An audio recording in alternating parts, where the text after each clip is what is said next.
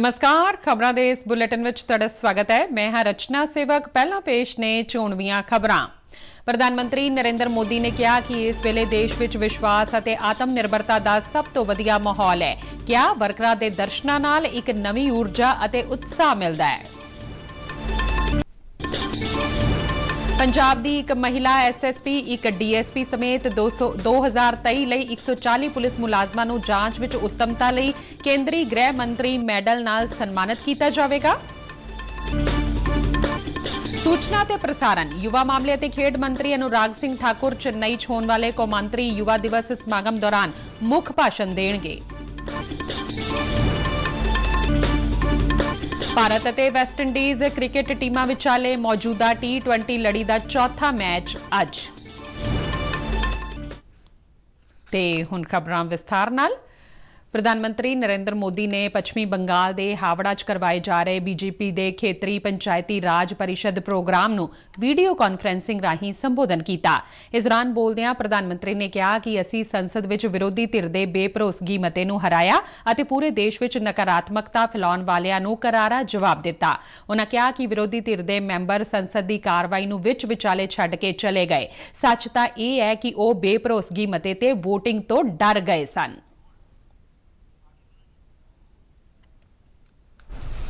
चर्चा में लोकतंत्र का दायित्व होता है, जब आप बोलते हैं तो दूसरे को सुनना चाहिए, लेकिन बीच में से ही भाग गए, सदन छोड़ करके चले गए।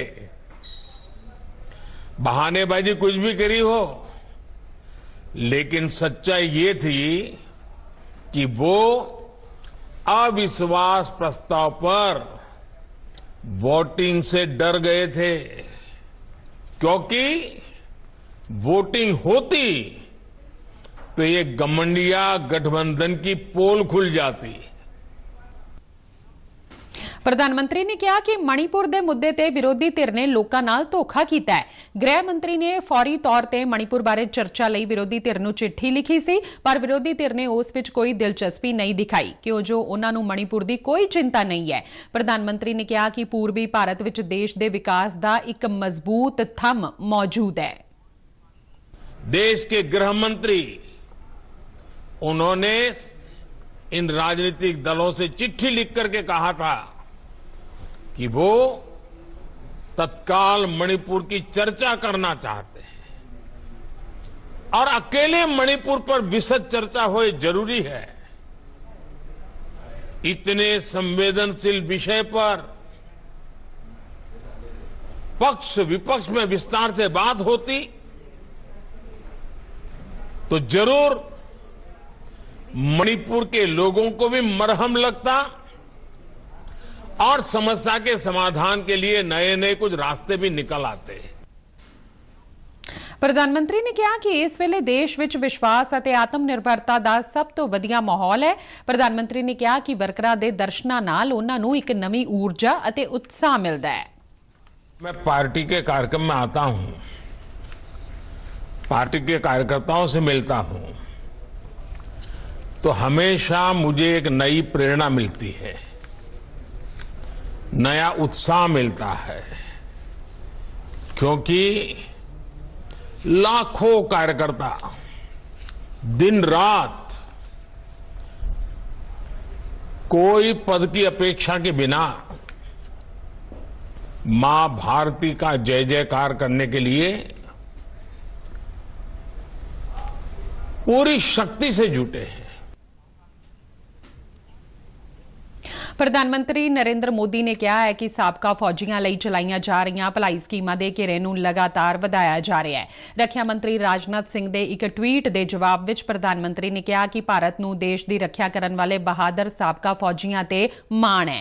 केंद्रीय मंत्री राजनाथ सिंह ने दस्सिया कि साबका फौजियां दे जीवन नूं सुखाला बनाउण लई अते उन्हां दी भलाई दी नीति तहत वख-वख कल्याणकारी योजनावां दीआं रकमां विच वाधा कीता गया है।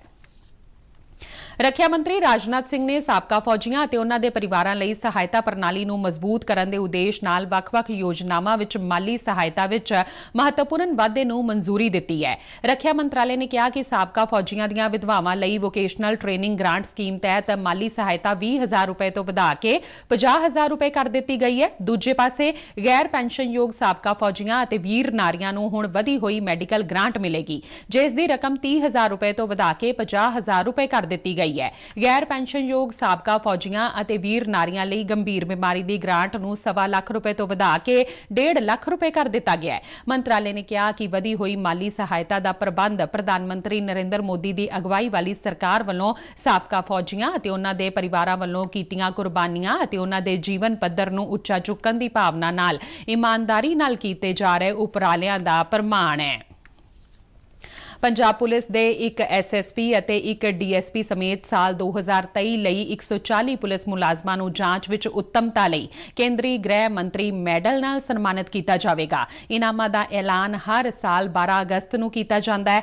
ਅਪਰਾਧ ਜਾਂਚ ਦੇ ਉੱਚ ਪੇਸ਼ੇਵਰ ਮਿਆਰਾਂ ਨੂੰ ਉਤਸ਼ਾਹਿਤ ਕਰਨ ਅਤੇ ਜਾਂਚ ਵਿੱਚ ਅਜਿਹੀ ਉੱਤਮਤਾ ਨੂੰ ਮਾਨਤਾ ਦੇਣ ਦੇ ਮੰਤਵ ਨਾਲ ਸਾਲ 2018 ਵਿੱਚ ਇਸ ਮੈਡਲ ਦੀ ਸਥਾਪਨਾ ਕੀਤੀ ਗਈ ਸੀ।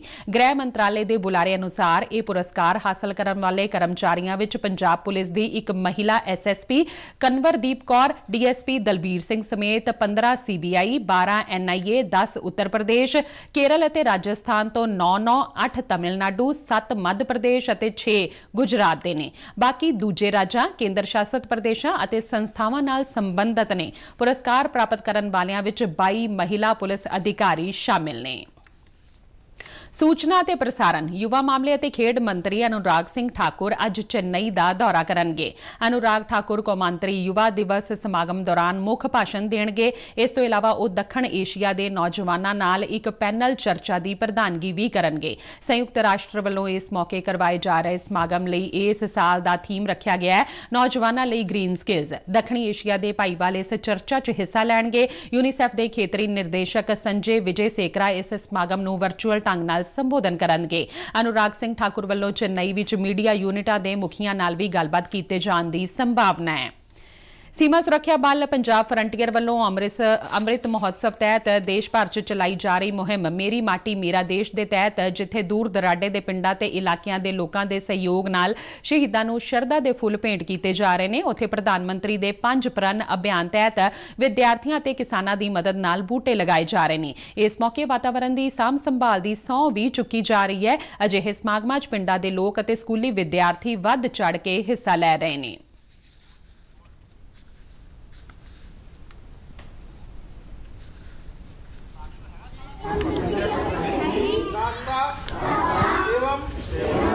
औपनिवेशिक मानसिकता के किसी भी प्रतीक को हम अपने आचार ਅਜਿਹਾ ਹੀ ਇੱਕ ਸਮਾਗਮ ਅੱਜ ਸਵੇਰੇ ਜਲੰਧਰ ਦੇ BSF ਸਕੂਲ ਵਿੱਚ ਕਰਵਾਇਆ ਗਿਆ। BSF ਪੰਜਾਬ ਅਤੇ CBC ਜਲੰਧਰ ਵੱਲੋਂ ਮੇਰੀ ਮਾਟੀ ਮੇਰਾ ਦੇਸ਼ ਮੁਹਿੰਮ ਦੇ ਤਹਿਤ ਉਚੇਚੇ ਤੌਰ ਤੇ ਬੂਟੇ ਲਗਾਏ ਗਏ ਅਤੇ ਸ਼ਹੀਦਾਂ ਨੂੰ ਸ਼ਰਧਾ ਦੇ ਫੁੱਲ ਭੇਂਟ ਕਰਨ ਮਗਰੋਂ 5 ਪ੍ਰਣ ਦੀ ਸਹੁੰ ਚੁੱਕੀ ਗਈ। ਇਸ ਦੌਰਾਨ ਦੇਸ਼ ਨੂੰ ਸਾਲ 2047 ਤੱਕ ਵਿਕਸਿਤ ਅਤੇ ਆਤਮ ਨਿਰਭਰ ਬਣਾਉਣਾ, ਬਸਤੀਵਾਦੀ ਮਾਨਸਿਕਤਾ ਨੂੰ ਖਤਮ ਕਰਨ, ਭਾਰਤ ਦੇ ਸੱਭਿਆਚਾਰ ਨੂੰ ਪ੍ਰੋਤਸਾਹਿਤ ਕਰਨਾ, ਦੇਸ਼ ਦੀ ਰਾਖੀ ਕਰਨ ਵਾਲਿਆਂ ਪ੍ਰਤੀ ਸਤਿਕਾਰ ਦਰਸਾਉਂਦੇ ਹੋਏ ਏਕਤਾ ਤੇ ਅਖੰਡਤਾ ਨੂੰ ਹੋਰ ਮਜ਼ਬੂਤ ਬਣਾਉਣਾ ਅਤੇ ਇੱਕ ਨਾਗਰਿਕ ਦੇ ਤੌਰ ਤੇ ਆਪਣੇ ਫਰਜ਼ਾਂ ਨੂੰ ਇਮਾਨਦਾਰੀ नाल निभाउण दा वादा कीता।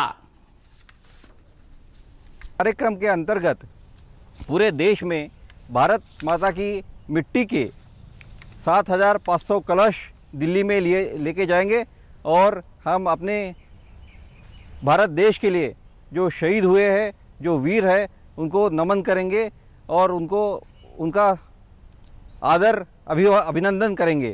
इस कार्यक्रम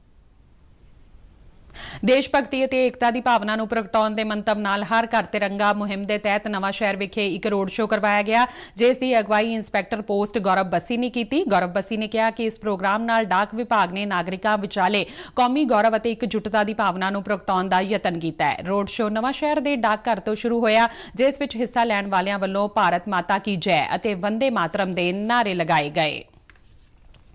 ਹਾਕੀ ਦੇ ਏਸ਼ੀਅਨ ਚੈਂਪੀਅਨਸ ਟਰਾਫੀ ਦੇ ਫਾਈਨਲ ਵਿੱਚ ਅੱਜ ਮੇਜ਼ਬਾਨ ਭਾਰਤ ਚੇਨਈ ਦੇ mayor Radha Krishnan hockey stadium ਵਿੱਚ ਮਲੇਸ਼ੀਆ ਨਾਲ ਭਿੜੇਗੀ।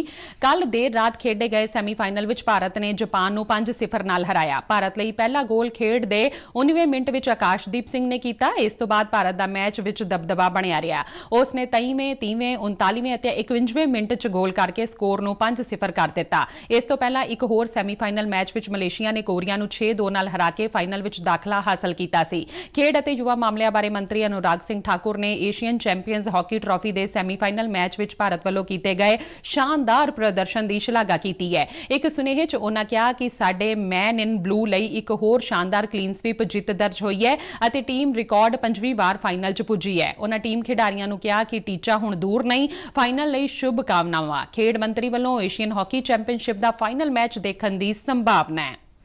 ਭਾਰਤ ਅਤੇ ਵੈਸਟਇੰਡੀਜ਼ ਦੀਆਂ ਟੀਮਾਂ ਵਿਚਾਲੇ ਖੇਡੀ ਜਾ ਰਹੀ ਮੌਜੂਦਾ ਕੌਮਾਂਤਰੀ T20 ਕ੍ਰਿਕਟ ਲੜੀ ਦਾ ਚੌਥਾ ਮੈਚ ਅੱਜ ਫਲੋਰੀਡਾ ਵਿੱਚ ਭਾਰਤੀ ਸਮੇਂ ਅਨੁਸਾਰ ਰਾਤ 8 ਵਜੇ ਤੋਂ ਖੇਡਿਆ ਜਾਵੇਗਾ।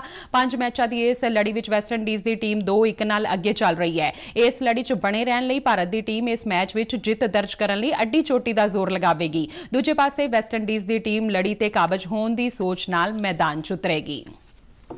ਤੇ ਇਸ ਦੇ ਨਾਲ ਹੀ ਖਬਰਾਂ ਦਾ ਇਹ ਬੁਲੇਟਿਨ ਖਤਮ ਹੁੰਦਾ ਹੈ। ਇਜਾਜ਼ਤ ਦਿਓ, ਨਮਸਕਾਰ।